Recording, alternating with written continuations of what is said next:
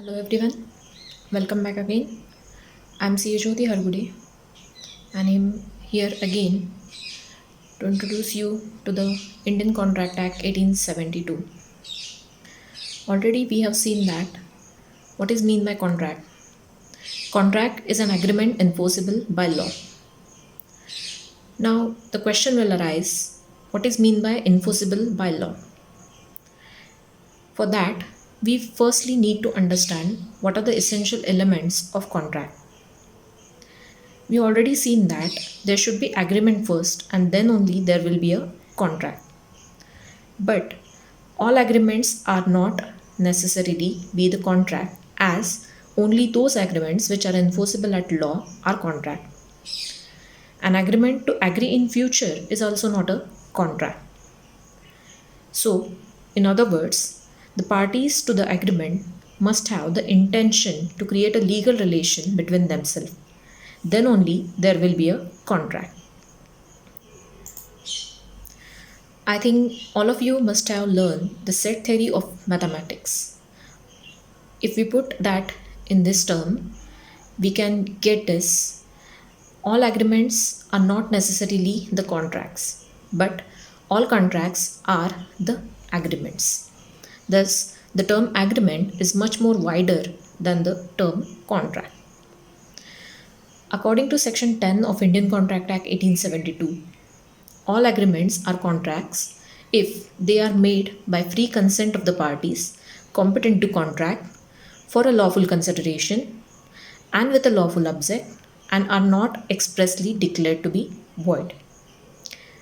So, according to this section 10's statement, we can elaborate the essential elements of the contract as there should be offer and acceptance, there should be legal relation, consensus ad idem, competency of the parties, consent, lawful consideration, lawful object, not declared to be void, certainty and possibility of the performance, and there are certain legal formalities which must be followed while making a contract. Now we will see one by one what is mean by offer and acceptance. As we have seen that there should be agreement between the parties to create a legal relation, then only there will be a contract.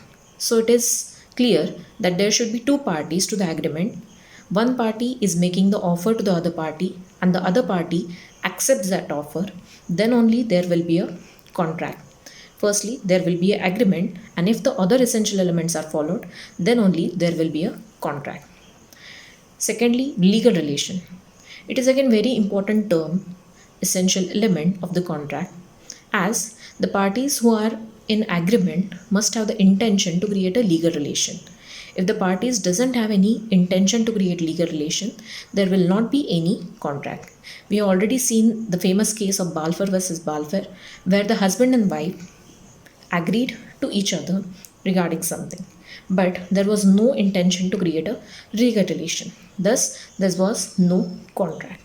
So, if one of the party fails to perform their part of promise and there is no legal intention, then the other party cannot go in the court of law. For example, suppose your parents have agreed to pay you the pocket money for every day. Suppose one day they fail to pay you the pocket money, then you cannot go in the court of law against them because none of the party has the intention to create a legal relation.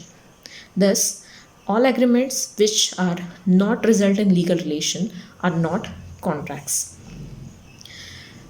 There is a case of Rose and Frank Company versus Compton Brothers, in which there was a written commercial agreement described as honorable pledge. The pledge is honorable, but again there was expressly stated as it is not subject to any jurisdiction of court. It means they have the clearly stated that they don't have any intention to create a legal relation. So if one of the party fails to perform their part of promise, the other party cannot go in the court of law. So it is merely an agreement and not a contract. Another case of Simpkinson versus Pace. Three friends joined to enter into a newspaper competition and they agreed to share the winnings from that competition. Now, in this case, they have the intention to create a legal relation because they have entered into an agreement in which they want to win a competition and they want to share the winnings in between them. So there is a binding contract between these friends. Next is consensus ad addendum. Friends, we have already seen the case of two horses. One is black, another is white. We have seen that one person wants to sell his black horse, but the other person wants to purchase a white horse.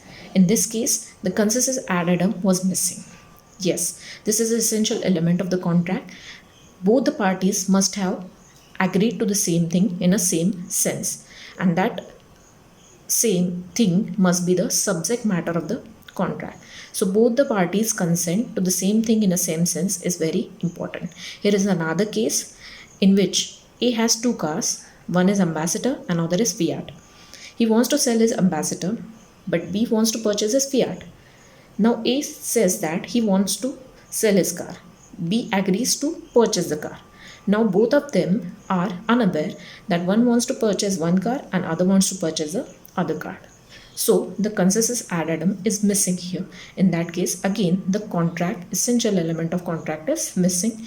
No contract will turn into force. Another concept is competency of the parties.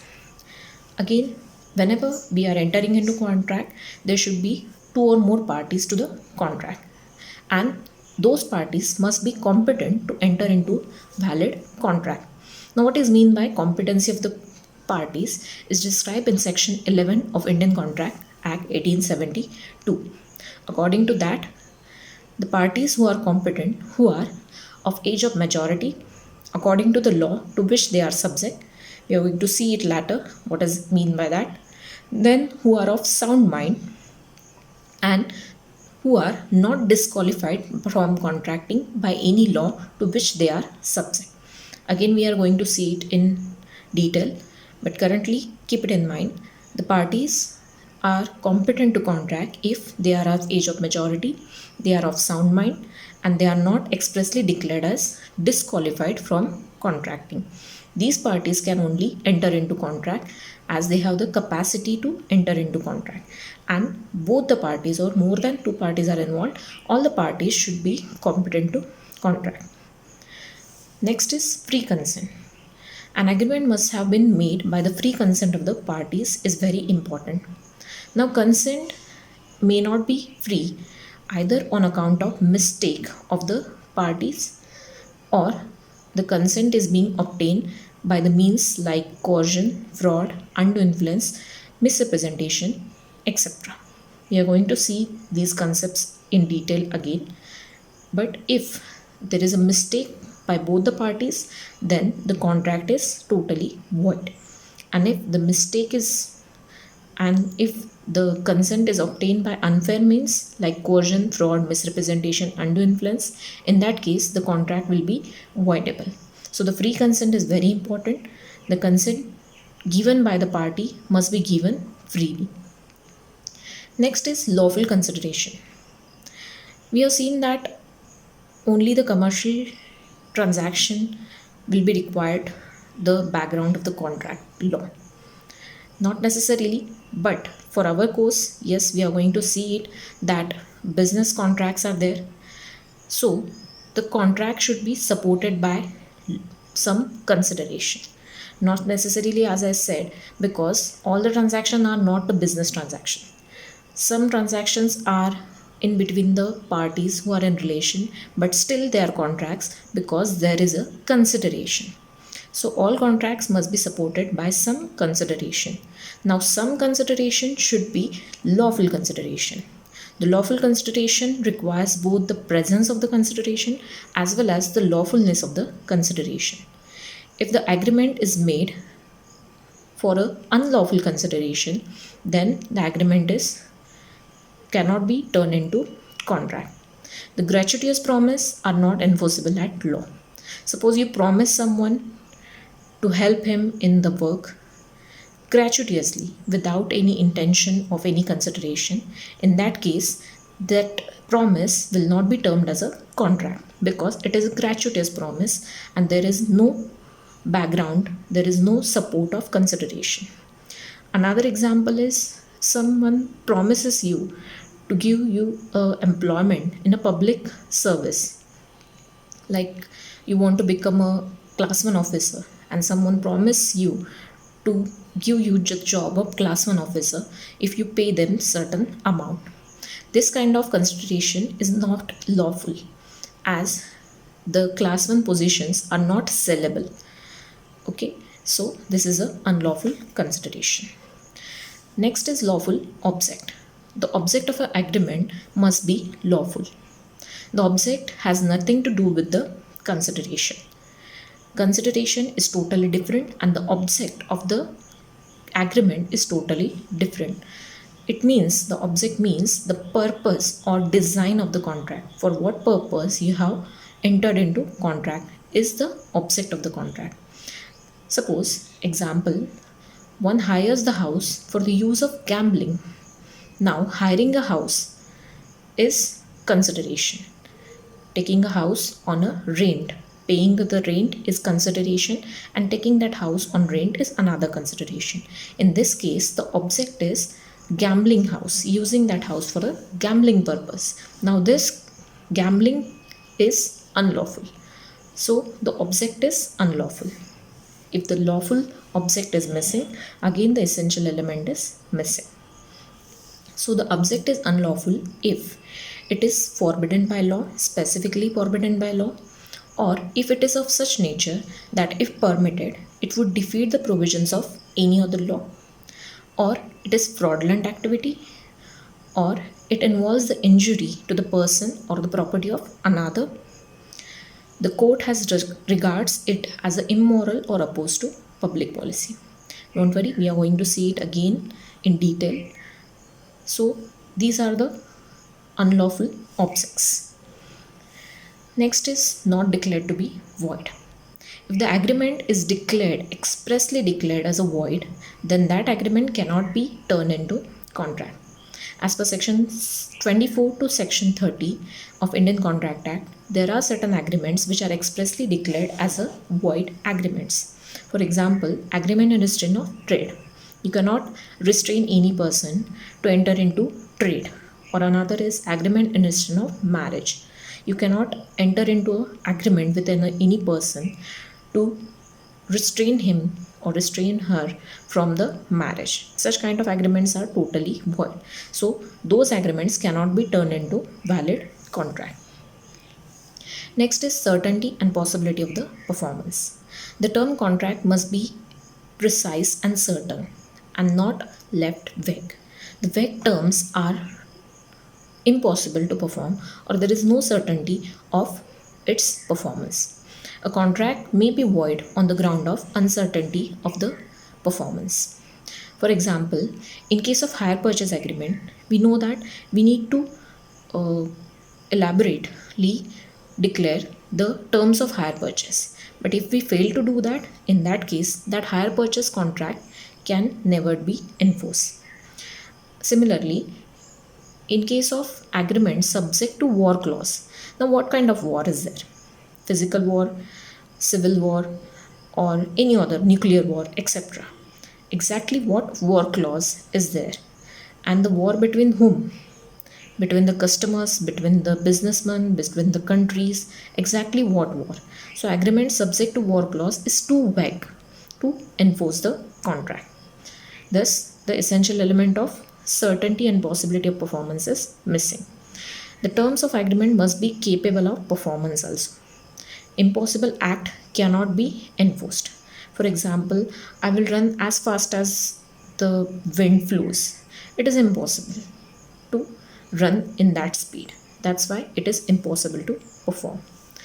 And lastly, the legal formalities. Of course, it is not that essential because in certain cases there are legal formalities are missing. Still, the agreement is contract and the agreement is enforceable and we can terminate as a contract. Still, we can add it that oral contract is perfectly valid, but in those cases where the written or registration contracts are required, in that case we need to follow the legal formalities of that country. So in India, writing is required in case of sell mortgage, lease, gift of immovable properties, negotiable instruments, memorandum and articles of association of the company, and some other cases. So registration of these documents is also required. So legal formalities is also another essential element of the valid contract. If we follow these legal formalities, then only the contract will be termed as a valid contract. So ultimately, we get all these essential elements of a valid contract: offer and acceptance, legal relationship, consensus ad addendum, competency of the parties, free consent, lawful consideration, lawful upset, not declared to be void, certainty and possibility of performance, and legal formalities. All of these must be present in order to make a contract valid contract. If any of them is missing, or any of them is absent in the agreement, that agreement cannot be termed into contract. So friends, there will be an agreement first, and if that agreement has all these essential elements present, then only we can term that agreement into a valid contract. Keep that in mind. All essential elements must be present there. Then only the agreement can be termed as a valid contract. I think you might have get this. Thank you.